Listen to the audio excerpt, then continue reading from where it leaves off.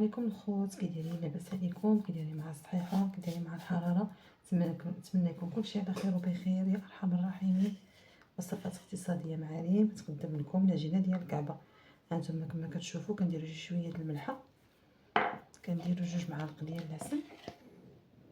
هانتوما هاد العسل صنعنا زيدي، هذا اللي كنت قدمت معكم في رمضان، ها هو مشى مسكين. خصنا نعاودو نصوبو ان شاء الله 2 معالق العسل عامرين، ما عمرش بزاف. ها هما 2 معالق العسل عامرين، ها هما.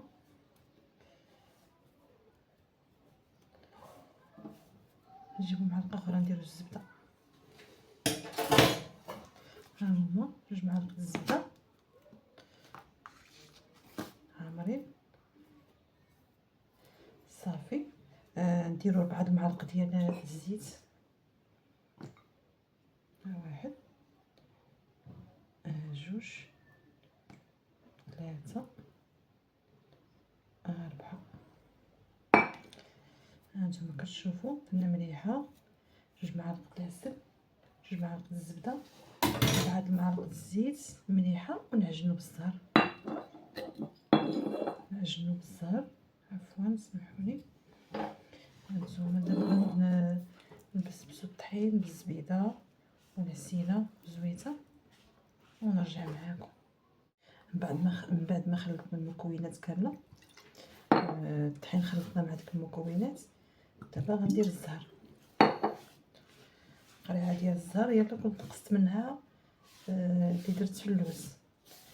التاليه ديال اللوز شللتو بالزهر واحد شويه، يعني تقريبا دابا نص كيلو ديال الطحين غيدخل فيها قرعه ديال الزهر، وخل داك الشويه اللي غسلت به اللوز.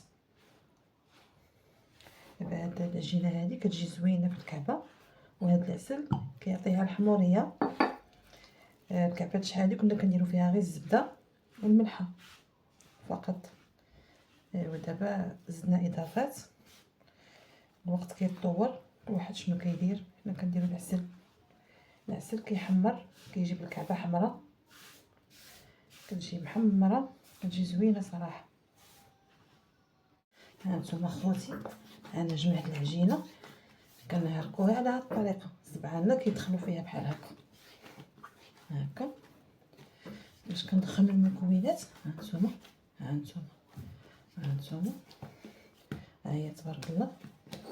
هانتوما شحال بقى خوتي من الزهر؟ بقى واحد شويه في القاع. هانتوما يعني العجينه ما خصهاش تجرى، ماشي بحال الخبز لا، وماشي بحال الملاوي، خصها تكون قاصحه باش ملي نطلقوها ما نطلقوها لا بطحين لا بتا حاجه، غتطلق بلا حتى حاجه. دابا تشوفوا معايا الطريقه ان شاء الله ملي نجي نصاوب الكعبه ان شاء الله باذن الله. العجينه دابا ها هي واجده، هانتوما كتشوفوا ها هي تبارك الله. هانتوما ها هي تبارك الله قاصحه. هانتوما تبارك الله. ها هي هذه العجينه ديال الكعبه. هانتوما ان شاء الله نديروها في شي ميكا.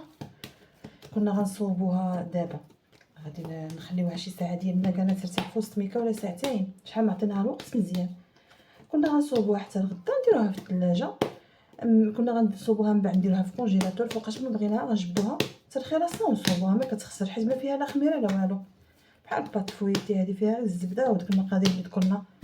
نتمنى تكون نال الاعجاب ديالكم العجينه ديال الكعبه، ودابا نجربها ان شاء الله معكم باش تشوفوا الطريقه ديال التعمر ديالها في الكعبه ان شاء الله يا ربي. هانتوما كتشوفوا تبارك الله ها هي واجده. خليتكم على خير، نهاركم مبروك.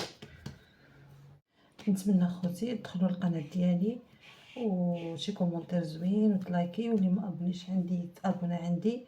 مرحبا بكم عندي في القناه، ونتمنى يعجبكم داكشي اللي كنقدم، والله يجزيكم بخير على كل شيء.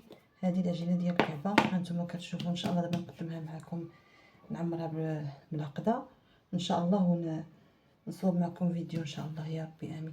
يلا خليتكم على خير، الله يخطيكم، شكرا جزيلا.